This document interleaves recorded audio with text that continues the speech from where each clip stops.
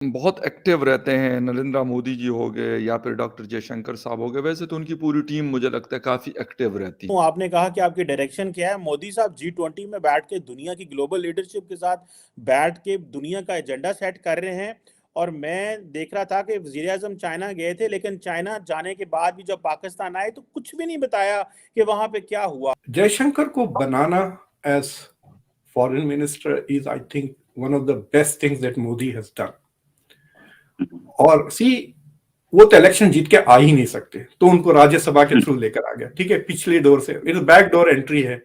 And he deserve, somebody like Jaishankar should not be giving speeches मुझे vote दो कहकर। Country should recognize कि ये बहुत ही कॉम्पिटेंट आदमी। Jaishankar has a very good understanding of how the world functions because he has served in some of the most important countries. तो ये कैसा मुल्क है? 22 करोड़ पाकिस्तानी क्या भिखारी हैं कि उनका वजीर आजम भी बाहर जो है वो अदालतों में घसीट रहा है।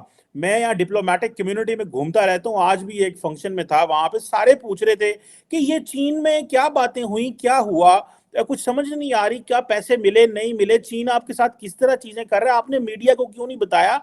हम एक तरफ ट्रांसपेरेंसी कोई नहीं है, दूसरी तरफ देखें वो किस तरह, जो आप बता रहे थे कि एप्पल का जो है वो मैन्युफैक्चरिंग भी हो रही है और वो दुनिया के साथ वो जो है वो कर रहे हैं। ये हम रास्ता तय कर पाएंगे, सेटल कर पाएंगे, कि हम सिर्फ इसी तरह पॉलिटिकल अनसर्टेनिटी में घुसे रहेंगे और इसी में हमारा जो है ना अगले भी कुछ 70 साल गुजर जाएंगे।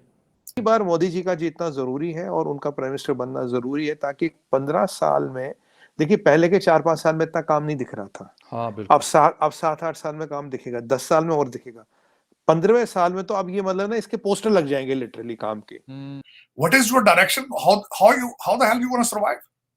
इकोनॉमी आपके पास नहीं है, डिफेंस आप तबाह कर चुके हैं उनके मोराल, अदालतें आपकी वो हमख्याल ग्रुप है, चकवाल ग्रुप है, फलाना ग्रुप है। मकसद मेरे तो समझ से बाहर है कि कौन सा इंस्टीट्यूशन। आप खुद मुझे चीमा साहब आप ही बताएं, आप फला पीआई आपकी तबाह है, पीआई आपके देख रहे हैं, रेलवे आपका खत्म है। मुझे बताएं कोई डिपार्टमेंट, मैं खुद सोचना चाहता हूं कि उसके बारे में मैं रिसर्च करूं कि देखें 75 साल में हमने ये डिपार्टमेंट बनाया।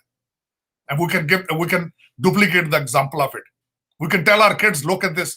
दुनिया ने अगर एप्पल आईफोन बनाया तो हमने क्या बनाया? हमने सिर्फ बेवकूफ बनाया। पॉलिटिकल डिसीजन के दो रिस्क होते हैं, एक पॉलिसी रिस्क और एक political risk. So for example, अगर जयशंकर आके कहते हैं मोदी से कि लेट अस डू एक्स, तो मोदी कहते हैं yes x is great, but अगर वो पॉलिसी फेल हो गई तो क्या होगा? हमारे ताल्लुकात अमेरिका से खराब तो नहीं हो जाएंगे? बट वहां पे अमित शाह बैठ के बोलेंगे खैर वो तो छोड़े, हम इलेक्शन भी हार सकते हैं। सो ये जो पॉलिटिकल रिस्क है, I think Jaishankar doesn't worry about that. Right. That's why the policy is good. और जैसा क्रिकेट में कहते हैं ना कि आप अगर कोई प्लेयर को सेलेक्ट कर रहे हैं तो उसको बैक करें कॉन्फिडेंटली वो खेल सके। So I think Modi is backing Jaishankar and so Jaishankar is playing freely.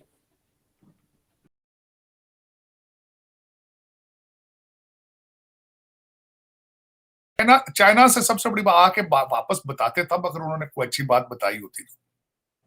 मैंने आपके सेगमेंट में ही कहा था कि चाइना इस वक्त अकॉर्डिंग टू द आईएमएफ उनकी 40 साल से लोएस्ट ग्रोथ जा रही है, जीडीपी ग्रोथ वो देने के काबिल ही नहीं थे। और दूसरा उसकी बात यह थी कि जिस तरीके से आपने उनके साथ सीपैक्ट में किया है वो आपसे नाराज थे, जिस तरीके से आपने चाइनीज को मारा वो नाराज थे।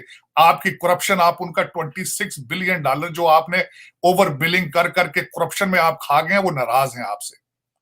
और उसके बाद आप दरमियान में जाके मिन्नतें तरले अमेरिकन की शुरू कर देते हैं, उससे भी नाराज हैं आपसे वो। और उस इन सारी वजूहात मैं बता चुका हूं आपको पहले भी। नीलम दरिया के ऊपर वो बना रहे थे डैम, दरमियान में छोड़ के वो वापस चले गए। आपने बहुत मिन्नतें की हैं यार, ग्वादर नहीं पसंद कराची ले लो, लेकिन अब उनकी इकॉनमी अपनी ठीक नहीं है। श्रीलंका का धचका उनको लग चुका है, वो दोबारा आपको कुछ देने ही नहीं चाहते थे। हाँ, उन्होंने कहा चलो आप आ गए और आपका बॉर्डर इंडिया के साथ है, क्या करें, मजबूरी है। साथ ही उन्होंने आपको कहा चलें जी आपके हम रीस्केड्यूल कर देते हैं लोन, बस यही किया उन्होंने। इससे ज्यादा ना उन्होंने आपको लिफ्ट कराई होती तो आप बता देते। हाँ, आपने कोशिश की है कि उनको ट्रेन भेज दें, वो आपने वो मेमोरेंडम ऑफ अंडरस्टैंडिंग साइन किए होंगे, वो करके आके उन्होंने बता दिया ट्रेन आ रही। अपना ट्रेन आनी है ना जानी है, बस यही है।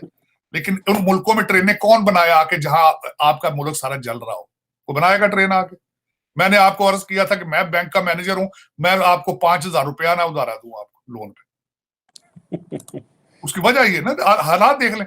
सिर्फ एक वाहिद ऑर्गेनाइज, बल्कि अगले दिन जो वॉल स्ट्रीट जर्नल ने जो लिखा है उसमें उन्होंने कहा वाहिद एक पार्टी है पाकिस्तान के अंदर फौज जिसने इतने अरसे में एक ऑर्गेनाइज्ड है, चल एग्जिस्ट तो करती है, यूनिफॉर्म है उनका, इन्होंने उसको भी तबाह कर दिया। सिर्फ एक ऑर्गेनाइजेशन थी आपकी वाहिद।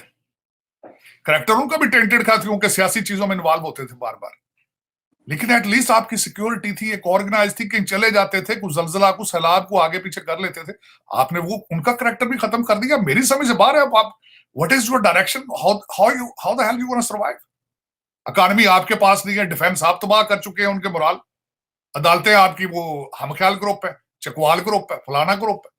मकसद मेरी तो समझ से बाहर है कि कौन सा इंस्टीट्यूशन। आप खुद मुझे चीमा साहब आप ही बताएं, आप फला पीआईए आपकी तबाह है, पीआईए आपके देख रहे हैं, रेलवे आपका खत्म है। मुझे बताएं कोई डिपार्टमेंट, मैं खुद सोचना चाहता हूं कि उसके बारे में मैं रिसर्च करूं कि देखें 75 साल में हमने ये डिपार्टमेंट बनाया, and we can duplicate the example of it. We can tell our kids look at this. दुनिया ने अगर एप्पल आईफोन बनाया तो हमने क्या बनाया? हमने सिर्फ बेवकूफ बनाया। हमने पाकिस्तान ही नहीं बनाया, हमने फाइलों में बनाया पाकिस्तान, फाइलों में। अच्छा, बहुत एक्टिव रहते हैं नरेंद्र मोदी जी हो गए या फिर डॉक्टर जयशंकर साहब हो गए, वैसे तो उनकी पूरी टीम मुझे लगता है काफ़ी एक्टिव रहती है। बल्कि एक दफ़ा दो दोस्त है मेरे इंडियन हाई कमीशन के, तो उनसे बात हो रही थी। मैंने कहा यार आपको क्या डिफरेंस लगता है, कितना अरसा हो गया था जी? 2 सालों से इस्लामाबाद में। तो मैं कहा क्या डिफरेंस लगता है पाकिस्तान के मिनिस्टर्स के बीच और आपके अपने हिंदुस्तानी मिनिस्टर्स के बीच?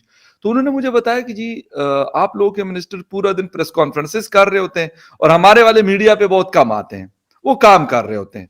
कहते ये मेन डिफरेंस है। कहते जब आप लोगों के लोग भी इसी तरीके से काम करते हैं ना, ठीक है टीवी पे आए लेकिन कभी कभार। कहते 6-7 बजे से कहानी शुरू होती है और रात 10-11 बजे तक तो टॉक शोज में होते हैं। दिन को वो प्रेस कॉन्फ्रेंस, एक प्रेस कॉन्फ्रेंस इस मिनिस्टर की खत्म होती है, दूसरे की शुरू होती है, फिर दूसरे की खत्म होती है, तीसरे की। तो कहते हैं वो काम कब करेंगे? लेकिन इसके बावजूद लाजमी सी बात है वो डिफरेंस हमें नजर आ रहा है। इस वक्त जिस तरीके से नरेंद्र मोदी जी G20 में भी काफी मैं ये कहूंगा बड़ा फोकस्ड है उनके ऊपर, दुनिया उन्हें देख रही है और मैं कहूंगा मॉनिटर भी कर रही है मुख्तलिफ चीजों के हवाले से, क्योंकि हिंदुस्तान कोशिश कर रहा है जी हमें परमानेंट मेंबरशिप मिले, या फिर जिस तरीके से आप बात करें कि जी सुपर पावर है या ग्लोबल पावर है, ये सारी चीजें।